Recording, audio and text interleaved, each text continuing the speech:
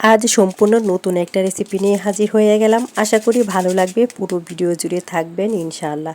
Super crispy, super ডিলাশিয়াস একটা নাস্তা, হাতে 10 মিনিট সময় থাকলেই কিন্তু চায়ের সাথে এটা তৈরি করে নিতে পারবেন। খেতে একেবারে পারফেক্ট একটা স্বাদ পাবেন। আসসালামু আলাইকুম এভরিওয়ান, কেমন আছেন সবাই? আশা করি সবাই ভালো আছেন, আমিও আলহামদুলিল্লাহ ভালো আছি। তো নাস্তা তৈরি করার জন্য এখানে আমি মেজারমেন্ট কাপ দিয়ে 1 বাটি ওটস ব্যবহার করেছি।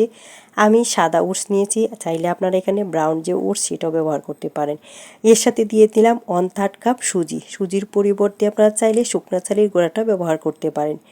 যে বাটিটা দিয়ে ওটস ব্যবহার করেছি সেম বাটিটা দিয়েই সমপরিমাণে নর্মাল পানি অ্যাড করে দিয়েছি। মেজারমেন্টটা ঠিক রাখবেন, তাহলে পানিটা একেবারে পারফেক্ট হবে।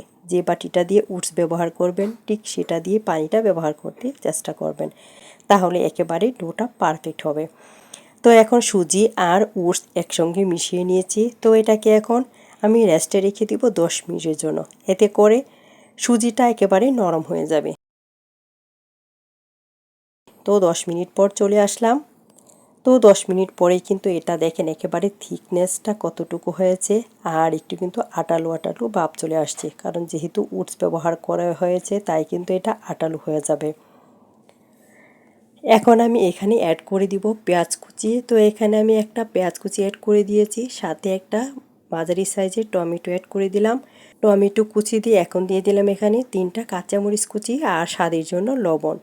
লবণ দেওয়ার পর এখানে অ্যাড করে দিব সামান্য গোলমরিচের গুঁড়া, আর দিয়ে দিচ্ছি এখানে অরিগানোর পরিবর্তে চাইলে আপনারা ধনিয়া পাতাটা ব্যবহার করতে পারেন।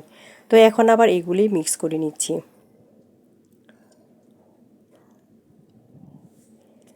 তো খুবই হেলদি একটা নাস্তা, আশা করি বাসায় এভাবে একবার ট্রাই করবেন। একবার যদি ট্রাই করেন না, তাহলে দেখবেন যে প্রতিদিনই বানাতে ইচ্ছে করবে, আর বাসার সবাই কিন্তু অনেক বেশি পছন্দ করবে। এত ক্রিস্পি হবে নাস্তাটা যে খেতে কিন্তু অনেক বেশি ভালো লাগে। এর সাথে অ্যাড করে দিলাম সামান্য হলুদ গুঁড়া, আর দিয়ে দিলাম এখানে সামান্য জিরে গুঁড়া। চাইলে আপনারা এখানে চাট মশলাটাও ব্যবহার করতে পারেন। তো এখন আবার একটু ভালো করে মিক্স করে নিয়েছি। তো এখানে কিন্তু আর কোনো প্রকার পানি ব্যবহার করতে হবে না, যে পানিটা প্রথমে দিয়েছিলাম সেটাই কিন্তু একেবারে পারফেক্ট হবে। তো মেজারমেন্টটা অবশ্যই ঠিক রাখবেন। তো এখন আমি চলে গেলাম চুলায়। তো চুলায় কিন্তু আগে থেকে ফ্রাই প্যানটা বসিয়ে সামান্য গরম করে নিয়েছি তেলটা, আর তেলটা গরম করার পর এখন আমি এটা পাকোড়া শেপে দিয়ে দিচ্ছি। তো আমি এটা পাকোড়া শেপে দিচ্ছি, আপনারা চাইলে আপনাদের পছন্দ মতো শেপও কিন্তু করে নিতে পারবেন। তো সবগুলো এখন দিয়ে দিয়েছি, আর হালকা আছে এটাকে এখন আমি ভেজে নেব। এখন এখানে 2 মিনিট পর কিন্তু আমি চলে আসলাম। একটা সাইড শক্ত হয়ে গেছে, এরপর কিন্তু এটাকে আমি উল্টিয়ে দিচ্ছি।